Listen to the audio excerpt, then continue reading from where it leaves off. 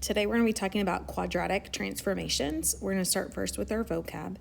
Remember, a translation is when a parabola's points are going to shift up, down, left, or right.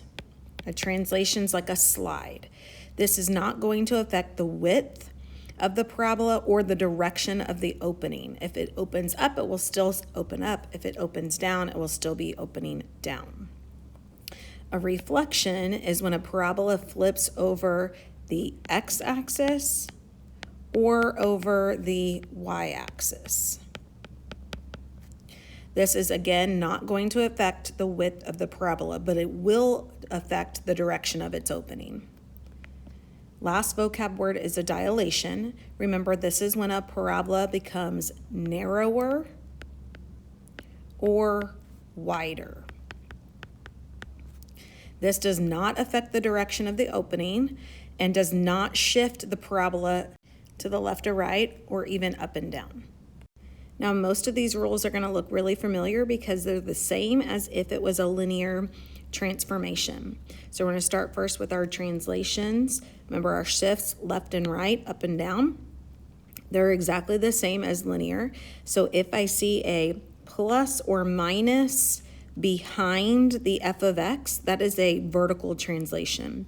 Remember, it always moves the direction you think. So if it says plus, it's shifting up 3. And on number 2, if it says minus, it's shifting down 2.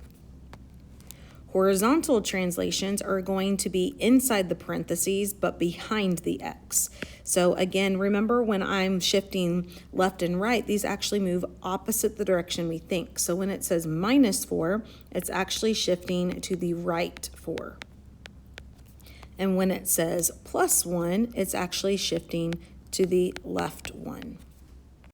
Now, reflections should look, again, just the same as they did with linear transformations. We are going to look at the placement of where I see the negative. If it is inside the parentheses with the x, this is going to be a reflection over the y-axis. If the negative is out in front of the f, that is going to be a reflection over the x-axis.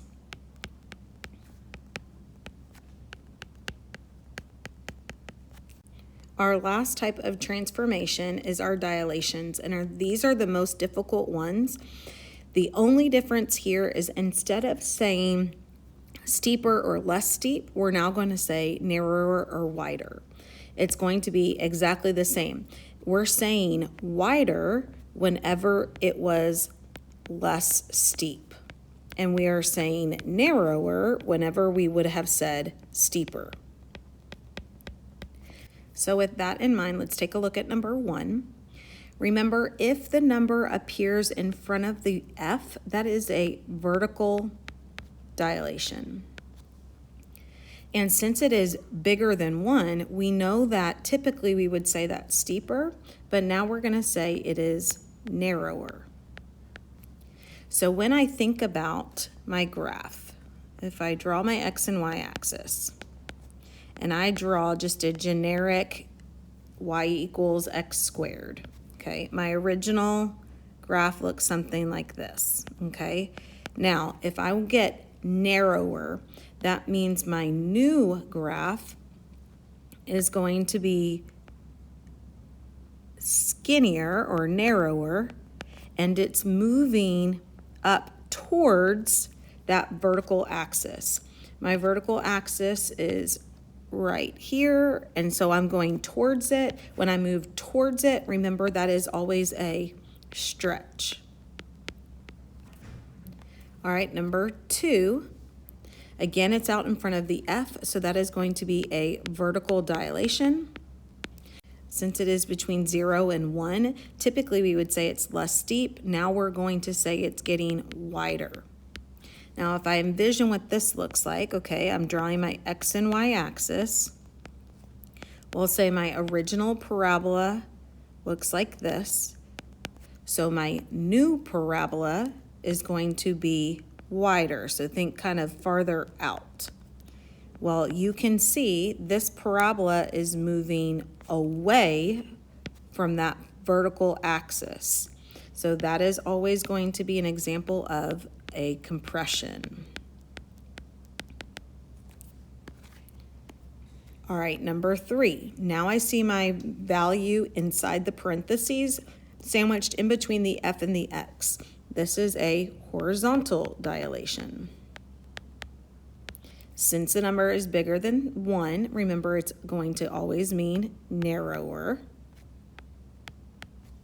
Again, I can draw a little diagram to help me understand what's happening. I draw my X and my Y. My original parabola looks like this. If I'm getting narrower, I'm moving in tighter. So it's moving away from that horizontal axis. Away is an example of a compression. And last, number 2, we have it inside between F and X. That's a 1/4. So that's going to be a horizontal change since it's sandwiched between the F and the X. And it's wider since it's between 0 and 1. If I draw my X and my Y axis, my original parabola, and my new parabola is getting even wider. It's going to look out like this. So that is moving towards that horizontal axis. So remember, moving towards is a stretch. Now remember, you can just memorize the 4 different options if you'd rather do it that way. All right, now we're just going to do some practice, putting all of those together. Look at number 1. I have a -5. It appears after the X, so that tells me immediately it has to be a shift. Since it's in parentheses, it's shifting left and right. Since it's minus, it moves the opposite direction, I think, so it moves right 5. Number 2, this is another horizontal change. It is +3, so it moves opposite. So that would be left 3. Number 3 still appears behind the X, so this is a translation. Since it's outside the parentheses, it's going to be an up and down.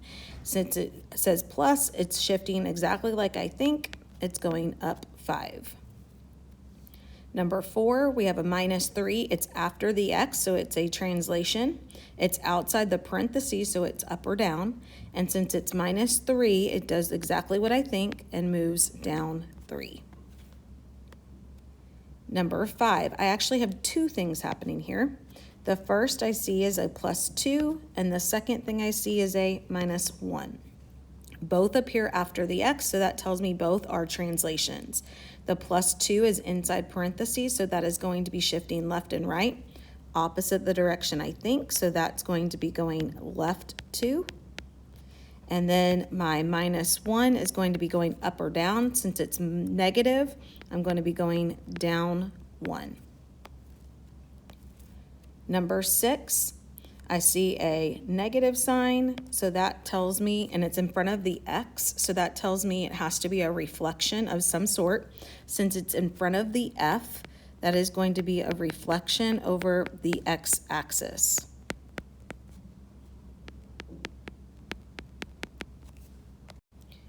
All right, let's look at a few more. Number 7, I have 2 things happening here. I have a negative sign and I have a -3. The negative sign appears in front of the X, so that means it's a reflection. Since it is sandwiched between the 2 and it's inside the parentheses, that is over the Y-axis. The -3 is behind the X, so it's a translation of some sort. Since it's outside the parentheses, it's moving up or down. And since it's negative, it's moving down 3. Number 8, I see 3 changes. I have a negative, I have a +2, and I have a -1. My negative appears in front of the X, so that has to be a reflection of some sort. Since it's out in front of the F, it is going to be over the X-axis. The plus 2 is behind the x, so that's a translation. Since it's inside parentheses, that is left or right. Since it's plus, it's going to be moving left 2. It moves opposite the direction I think. The minus 1 is a translation because it appears behind the x. It's going up or down since it's outside the parentheses, and it's going down 1 since it's minus 1.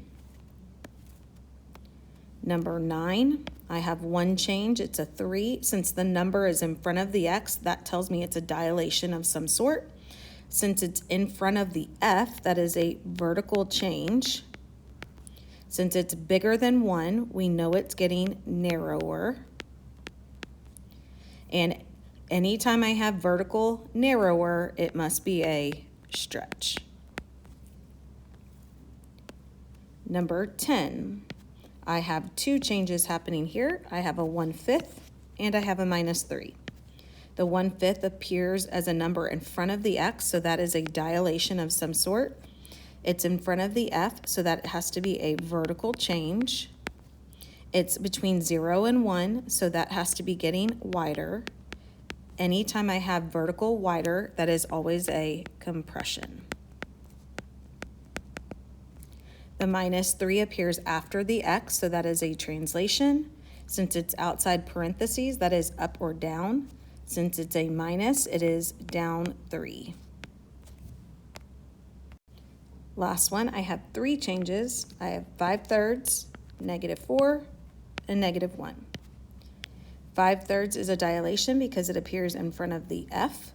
It is a vertical change, and it is bigger than 1, so it has to be getting narrower. Anytime I have vertical narrower, it is always a stretch. The -4 appears after the x, so that is a translation. Since it's inside parentheses, it's moving left or right. Since it's minus, it goes opposite the direction I think, and it goes right 4. And last one, I have -1, appears after the x, so that is a translation. Outside the parentheses, it goes up or down, and it goes exactly like I think, so it goes down 1.